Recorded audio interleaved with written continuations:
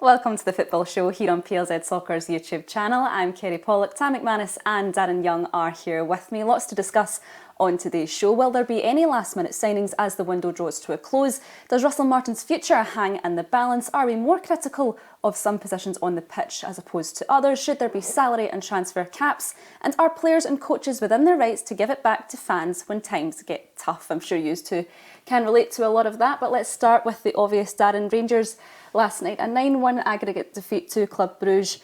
Does Russell Martin's future hang in the balance here? Does it all rest on Sunday's Old Firm? I think it's a bit of both. Again, it's a sore one to take for Rangers fans. I thought going into the game they maybe have a wee chance if they get the first goal, but no, unfortunately they obviously lose the goal early doors. They lose the man to the 10 men. I think it was a silly tackle. He's just got to let the guy go through in goals. Poor defending, and it's a bit of a capitulation after that. And I think it's the kind of the manner of the defeat. Obviously down to 10 men, but the way they kind of collapsed, the way they, I'm not saying they never tried, but it didn't look great from the outside looking in. It was a 3-0 defeat time going into the game from the first leg, as Darren said there. Was it more the manner in which they lost last night? Yeah, I think if you're a Rangers supporter, you're going over there in hope rather than anticipation. You're hoping to maybe get the first goal, as Darren said, and get back in the tie, and they maybe get a bit nervous at home in front of their own fans. It was a big pot at the end of the rainbow in terms of the prize money. So yeah, I think after the red cards, they're just looking to try and get out of there maybe 3. You know, you get together, you play in a tight unit, and you don't get it doing. And Rangers looked as if they just played the same way. They didn't really make many changes. Obviously they brought Tavernier on, but they were fighting far too wide open. And I think when you look at the goalkeeper as well, Butland's probably man of the match. 6-0, that could have been 9 or 10 on another night. So 10 saves, didn't he? But 10 saves, and I think the Bruges had 34 shots at goal. So we said it in the previous 2 rounds, but teams are having too many shots against Rangers, and when they come up against a team that's got quality in the final third, they're going to get a doing. And I don't think it was a surprise to any Rangers fan or any supporter to see this scoreline 9-1 in aggregate. What are your thoughts going into Sunday then, from both teams' perspectives? I think both managers are under a wee bit of pressure. I think obviously Russell Martin's under a lot more pressure than Brendan Rodgers, but the Celtic supporters are not happy either. With the board, they're not happy with the team, the manager. So, and the Rangers supporters, I think you struggle to find a Rangers supporter anywhere now that probably thinks Russell Martin's the right man for the job. Darren, myself and Darren speak to a lot of Rangers supporters, and they just want him out now, and they want him out before the game on Sunday. So I think Russell Martin, for me, has to win the game. I think even a draw, to start a league campaign at Rangers with 4 draws, I don't think it's good enough either. I think they need to beat Celtic, and if they do, I think the pressure flips over to Celtic again. So it's every Old Firm game is a huge game, but I just think this is a really, really big game for both clubs already. They're already really hard to call down, but this one just seems so unpredictable. Yeah, it could go either way, or you could end up getting a 0-0, which maybe helps both managers. And it's the first time I can ever remember a Rangers manager being so early into his tenure that he's under pressure already. But the league, the campaign doesn't help. The 3 draws, obviously the games in Europe, and I think some people have said it's been coming for a while, but it did kind of all fall down the other night. But no, I think going into the game, I think he does need to win. Off the back of that, you've then got 2 hard games with Hibs and Hearts at home as well, so it's going to be relentless. And it is, if you're the Rangers or Celtic manager, that's the way it is. You're expected to win, get the odd draw here and there, but majority of the time get the victories. But I think from Celtic's point of view, you can see the fans that are not happy. I think the big thing there from their perspective is the money that they've got in the bank, and it's not really been spent. And now that they've gone out, there's 2 or 3 names lined up, or 2 or 3 players kind of lined up, and I don't know if that's from a player's perspective, want to see if I'm going to be going to Celtic and I'm going to be in the Champions League, or now that they're kind of dropping down to the Europa League, then is there ones that are now not wanting to sign, or from that side of things. But for me, the business should have been done before then, to kind of guarantee that kind of pot at the end of the rainbow, with the money that you get, the 30-40 million kind of guaranteed, and that could have been utilised better. And Karat, or however they're pronounced, they're not the biggest and best team in the world by any stretch of imagination, but they worked hard, they defended well, they limited Celtic. Celtic had 2 or 3 great opportunities over both legs to score, which they've failed to do, and I think for me anyway, they've not really replaced Kyogo. Yeah, 2 very different problems for both sides going into the game, but in Scotland particularly, Celtic and Rangers fans look for instant success, and if you don't get it, it's a catastrophe. From a manager's perspective, should it be written into a contract that you have a certain amount of time I know what I was going to say here, by the way, before you even finish the question. 100%. Nah, I think...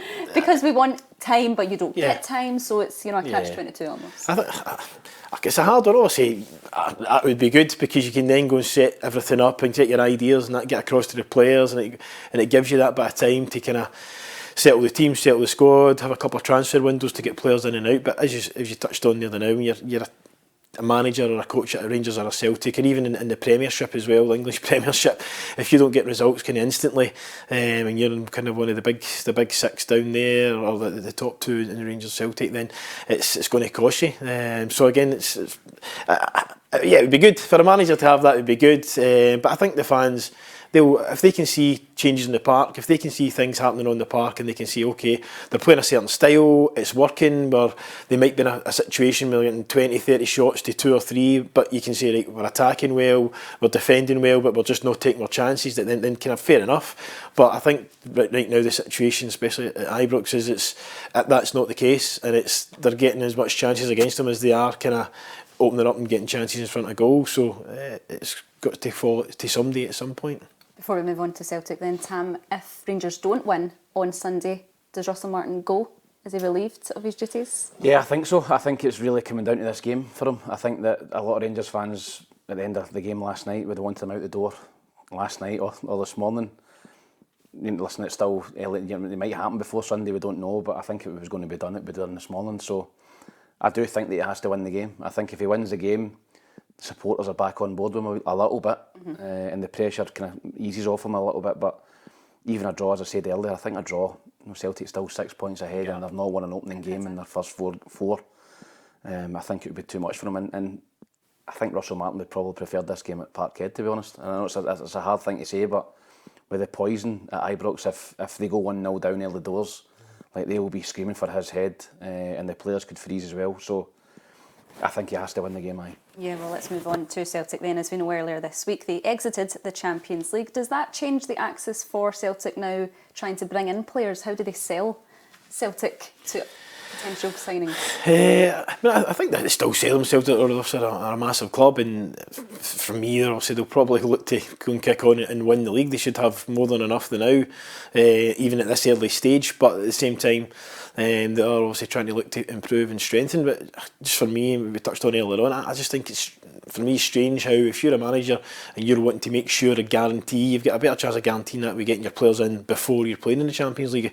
I know we touched on that it might be a case of the players having the kind of, we're waiting to see what happens, but if you get them signed up before then and saying, well, you're actually going to be playing in the Champions League, you're playing in the qualifiers to get us through there, to help us get through there, then maybe it's a better selling point. But I still think they'll have more than enough guys, but now the situation is you're playing in the Europa League. Yeah, Tam, do players view that differently to Champions League, Europa League? Will that be a swing in their decision making? Yeah, I think so. I think if you're trying to attract a £5, £6, £7 million player, and they've ever got options elsewhere, maybe in England or another league in Europe, they're thinking, well, why would I want to go and play in Scottish football? I'm not dissing the league, but the big attraction for players coming here is Champions League. If you're going to Celtic, you're guaranteed 8 games or whatever it is in that group stage, and you've got an opportunity to test yourself at the very highest level. So I do think there would have been some players maybe hedging their bets to see if Celtic did get through, but I totally agree with Darren. Get them in before that game against Kerry. There's a wee bit of complacency for me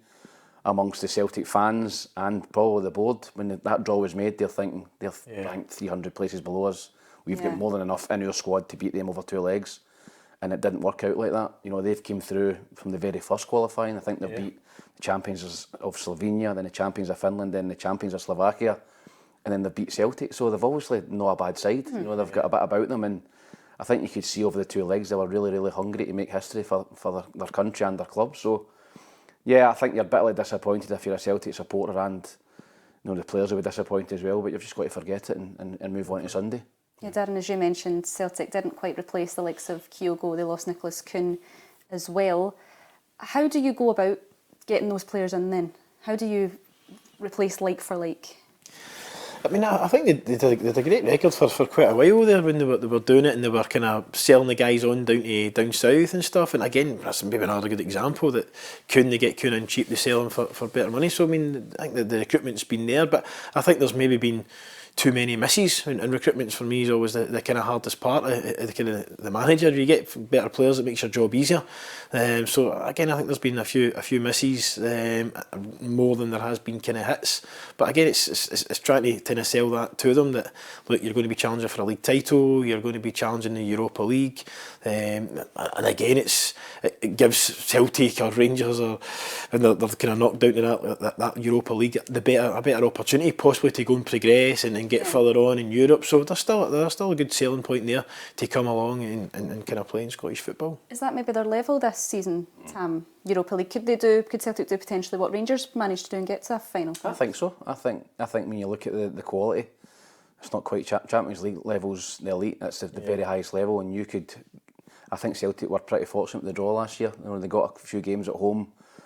You know, young boys, teams like that, Slovan Bratislava, where you think, right, they could win those games, and they did. They took Kerry those teams, but I think the Europa League is more competitive for Celtic Rangers. I think Rangers have shown in the last few years that they can get to the latter stages, knockout stages, and got to the final a few years ago. So I think if they can do it, obviously Celtic can as well. So yeah, I do think it's a wee bit more forgiving, that level, where you can go and pick up more results and maybe get further in the tournament. Yeah, well, let's move on to Rangers' potential signings. Bojan Mijovski has been linked to joining the Ibrox side. Darren, what sort of reception would he get if that was to come to fruition, coming from Aberdeen and then going to Rangers? No, and I think they would take to him. They obviously saw him when they play against. He had I'm sure he had a pretty decent record against Rangers and Celtic. He scored a lot of goals. He was a good player, and he was someone that kind of a few of my friends, Rangers fans, and that had spoken about, that when he was leaving Aberdeen. Obviously, Aberdeen get really good money, and again, maybe it's one of those things. Sometimes the old firm kind of like to look elsewhere rather than what's kind of happening within Scotland, whether it's young Scottish players who, for instance, have gone abroad. Ferguson, and there's Lennon Miller, etc. But I think Mijovski could come in and do well. He's shown he can do it at league level anyway. He's now went abroad. He's done okay, but I think he's now out of favour.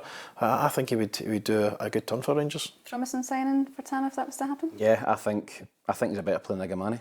You know, if you're saying to me who would I rather have as a manager in my team, I would rather have Mijovski. I thought he was excellent at Aberdeen. You know, Girona signed him for £6-7 million.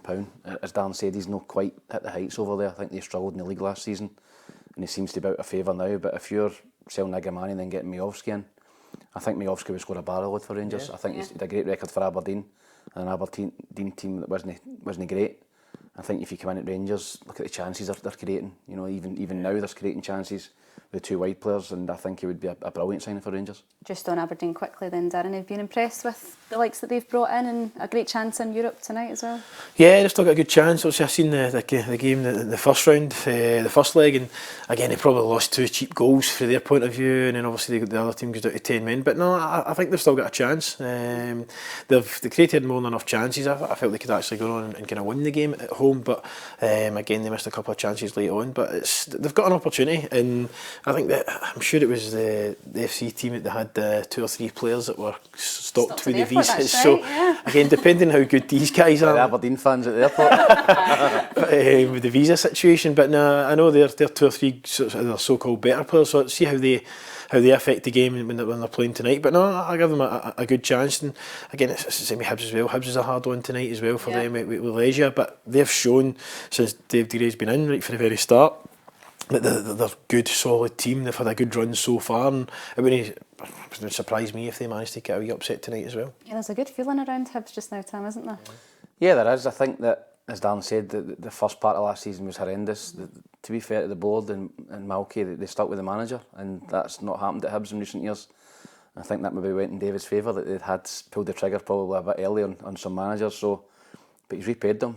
They're a real solid unit. They've got a really deep squad. You know, they've spent money. I think they've spent it well. Josh Mulligan looks a tremendous signing. You know, Kieran Bowie. They've got a real nice core of players. Spent £1 million on a striker as well. So, yeah, listen, if they get the first goal tonight in Poland, then they've got a chance of going through. I think if they lose it, they're probably out. But even whatever happens, I think Hibs are going to have a good season.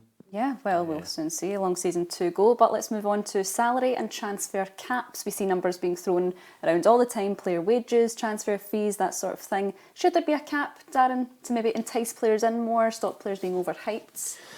I don't know. I mean, I think you find it hard to maybe put a cap when it comes to the kind of top of the top players, because they're on millions now. I mean, you look at Ronaldo and all that.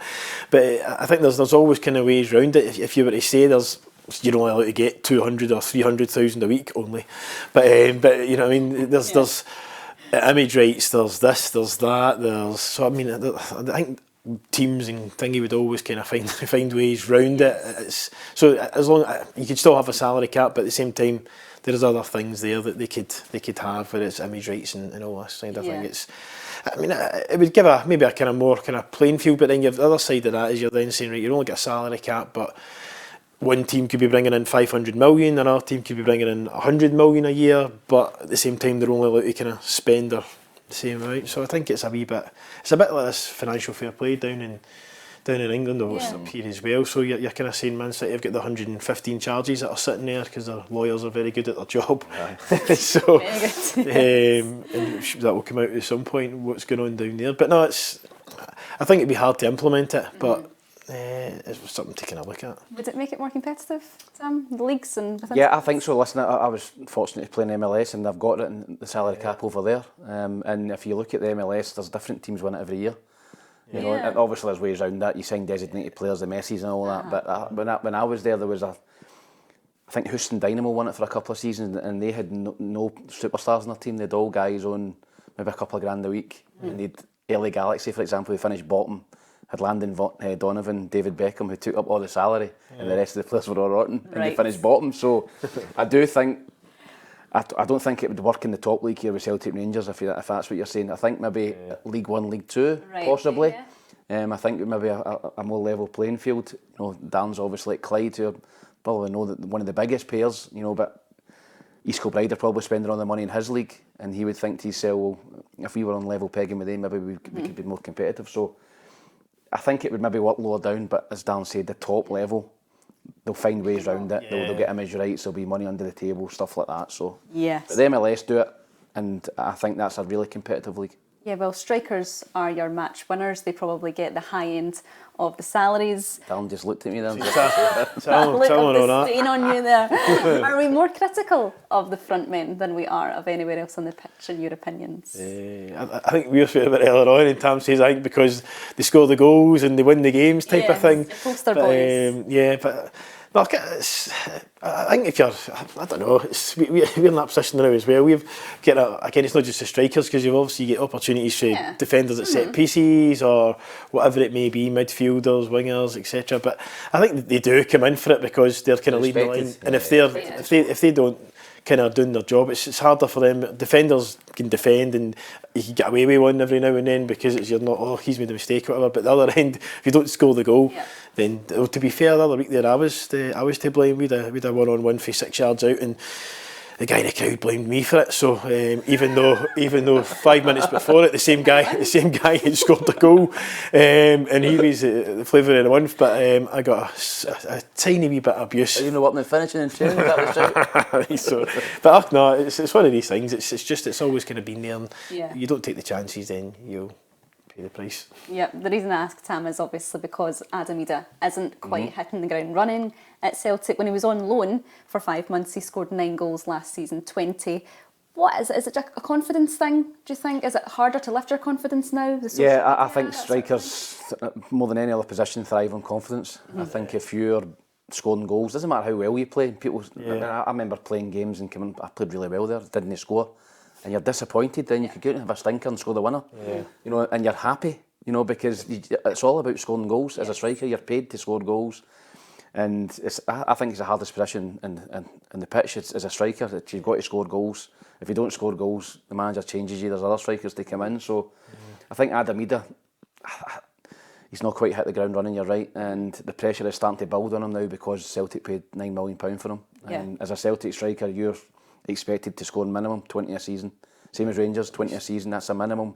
You've got to score goals. If you don't, there's going to be serious attention on you. You look at the guy at Man United have just signed for 75 million, who's getting slaughtered already. Sesko, the guy from last night. So he's getting slaughtered already. He's not scored yet. And 3 games in. As well, Hoyland, you know, strikers, if you come in with a big price tag and you don't score goals, you're going to get criticised. But at the end of the day, the strikers are the poster boys. They're the one that make the headlines. They score the goals, score the winning goals, get paid probably the most money, the most transfer fees are for strikers. So I think you've got to take the good and the bad as a forward. I wonder what Alan Rough would have to say about you believing that strikers are the most hard goalies. done by. The old goalies union. I just going back to what you said earlier, Darren. Jared Bowen this week apologised for expressing his feelings back to the fans.